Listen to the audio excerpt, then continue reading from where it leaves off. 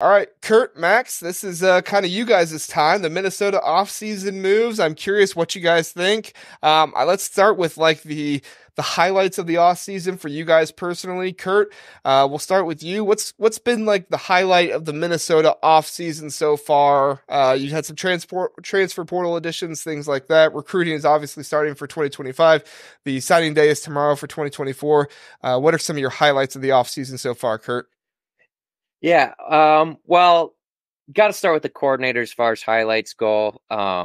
If you follow Gopher football Twitter at all, we are convinced that we just got rid of the worst special teams coordinator of all time. Um, I won't shame his name any more than it's been shamed, but let's just say the game of college football is better now that he's not a coach in it. And let's move on. Let's move on.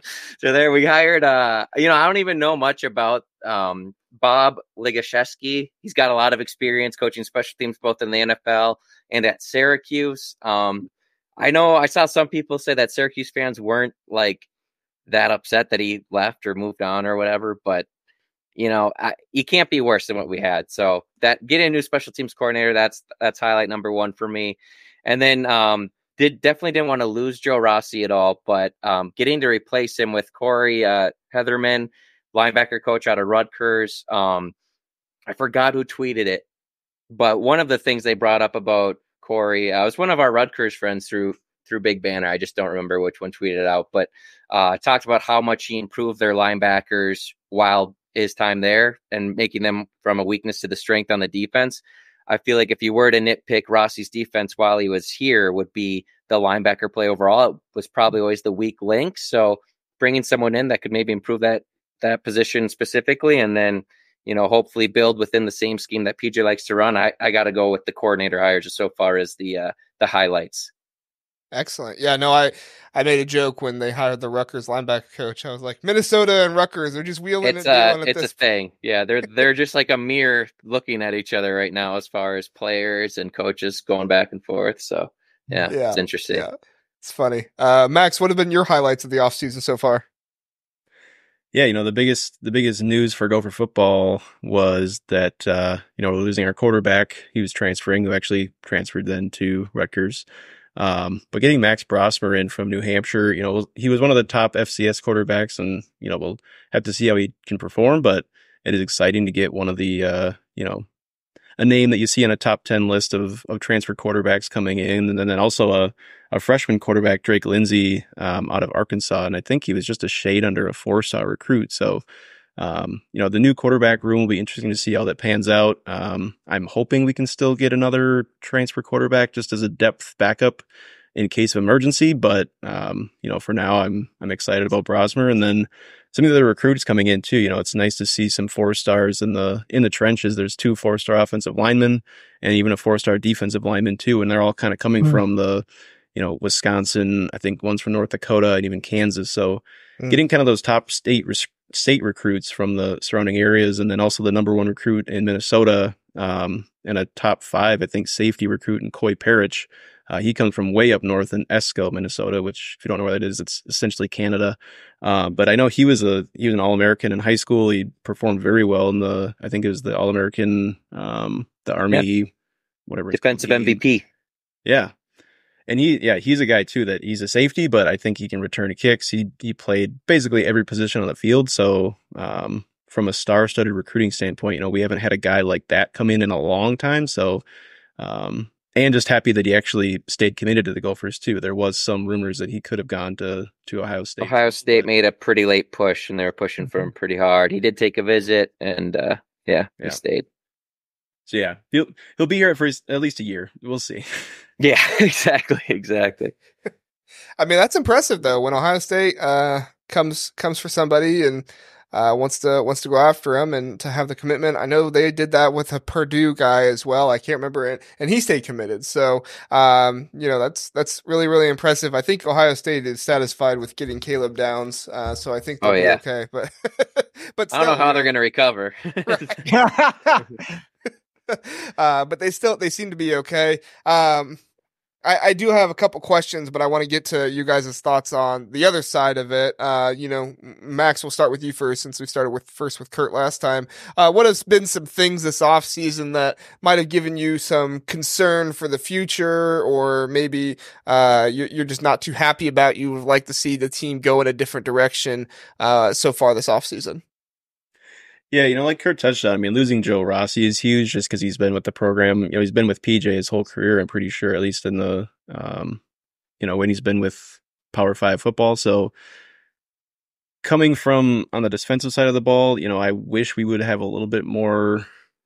I know we have some transfers coming in the quarterback position, but it feels like we just need a lot of help in the defensive secondary. But hopefully, with the new coach coming in, some new faces, we'll see if someone can step up that's kind of floating under the radar right now as a recruit that just hasn't stood out or, hasn't really caught the attention of anyone yet, but maybe can step up and kind of be a developmental type player. But, for me, I'm just mostly concerned about how this defense can kind of bounce back, especially with, we have some good experience on the defensive front, but losing, your star safety, we still have our top corner coming back, but it just feels like we need a lot of experience, and especially at the linebacker position. I know we have Cody Lindenberg coming back. He has a lot of experience, and he's really talented linebacker, but he's been injured pretty much his whole time here. So if we can get some more depth at the linebacker position as well, it just feels like there's a lot of unknowns and a lot of gaps. But until we really see our guys take the field, it's going to be hard to tell what exactly we need to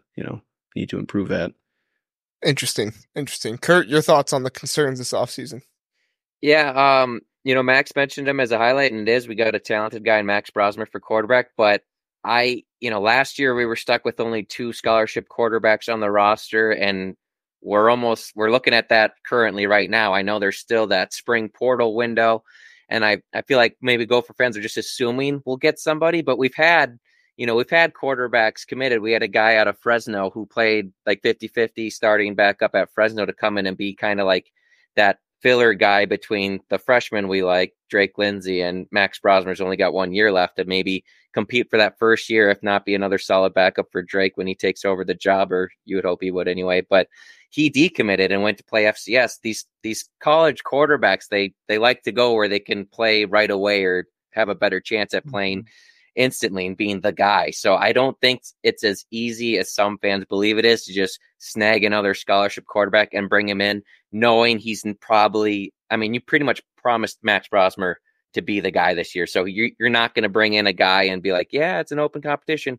It's really not for this year. So getting a guy to actually commit to you when those are the circumstances in today's college football is really tough to do. So that's my concern, because, suffered a lot of injuries at running back last year, and we got thin there fast. So I'm hoping that it doesn't happen to the quarterback position this upcoming year, and we'll see where it goes. And then I would also add linebacker as well. They were kind of the weak link last year's defense, and a lot of the young guys and walk-ons actually got experience, which is great because they're all coming back. But, you'd like to have somebody there just for reassurance if they don't take that level of growth you think they would after getting their first real playing time. So I would like to maybe get another quarterback and linebacker if I had a wish list as far as who we can grab come the spring window out of the transfer portal.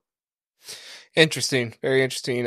Zach, I'll let you ask a question or two first if you have any, and then I have one that I'll ask after you. Yeah. And maybe this is less about offseason, and more maybe trajectory of the program. The sense that I had been getting with PJ Fleck was that maybe he had become stale, but I haven't talked with, people kind of close to the program. I'm curious, where do you feel like the trajectory is, particularly with PJ Fleck heading up the program?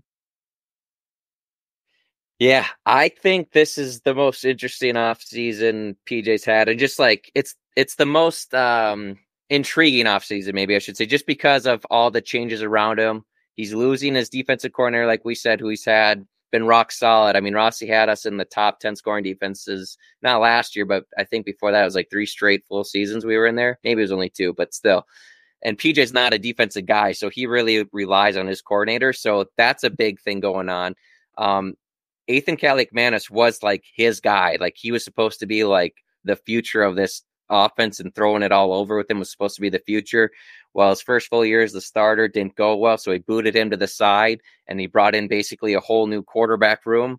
He stuck with his co-offensive coordinator, so it was their first year on the job, is for Harbaugh, at least on that end. So yeah, it's just, I feel like he really doubled down on his staff this year. And he's kind of I don't want to say all in, but if he has another year like this past year, I think the seat's going to start to get hot. So I want to say he's trending down. There's just a lot of changes that he kind of is betting on, that he made the right decisions for this upcoming year.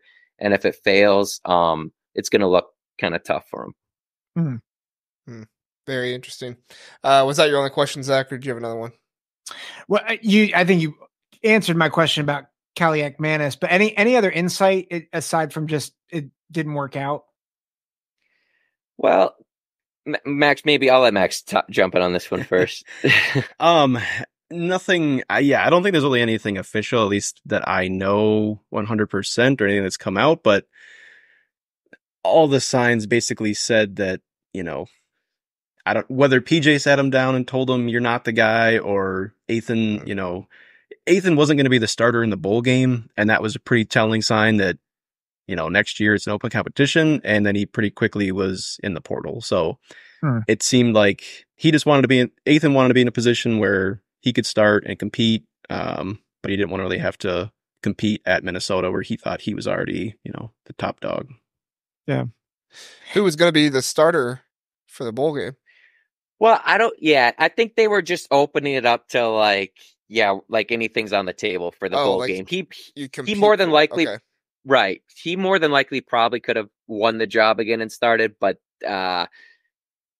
supposedly that was one of the stories that came out. I don't know this, and I don't want to piss anyone off. The source sounds like it was Ethan's dad that was like for this story that came out, as far as Ethan felt like he was receiving a little bit more blame than fair for struggles that happened and whatnot. And I think the coaches maybe chewed him out more than he felt like was fair. But then at the same time, I kind of get it from Ethan's standpoint. Like, Kirk Soraka was the guy that recruited him. He's the Rutgers offensive coordinator. He was the one that developed, and we had Soraka last, 2 seasons ago, I should say, when Ethan came in for an injured Tanner Morgan. Yeah, he was up and down, but he showed glimpses of, being a great passer. Like, he beat Wisconsin in Madison, throwing for over 300 yards 2 years ago. So there's definitely talent there. And if I don't blame him for moving back to the guy that recruited him and who's got more of a history working with quarterbacks than our current offensive coordinators do now. So I completely get it from Ethan's standpoint as well. Is it, JR, is it me, or the more I'm hearing about from Kurt and Max about Minnesota's situation, it kind of feels like Ohio State's situation a little bit? Really? We're one game away from the national championship playoffs? Well, just sweet. The quarterback. Yeah, no, and the special teams coordinator, I chuckled a bit because I was like, does Parker Fleming have a twin at Minnesota that I didn't know about? Like, yeah, no, I was getting ready to ask you, Zach. I was like, make you think of any quarterbacks and maybe the dads out there that you've thought of before in the past? Well, yeah. And I don't want to say Ethan's dad was not like overbearing through this process. It's just for this one story, it makes it sound like it was his dad talking about. And I don't know that. That's all just me speculating. Ethan's always seemed like a nice kid the whole time he was here and everything. Yeah. So I nothing bad to say about it. And truthfully, that's what it comes back to with the Ohio State situation with Kyle McCord, is like, it was all rumors and it was all speculation. But, there are certain, I'm not going to name it by name, but there's certain people out there who cover Ohio State football that if they say something, it's like gospel, it's like, oh, well, this person said it. It's not a rumor anymore. It's true. When in reality, it's like nobody's actually in there and knows exactly what's going on. Right. And so a lot of people have taken it as like, oh, this is the complete truth. And, Kyle McCord's dad sucks and all these things. And it's like, well, maybe he does, but maybe he was also just a concerned father, Again, I don't want to speculate on, how somebody is a father to their children. So, yeah.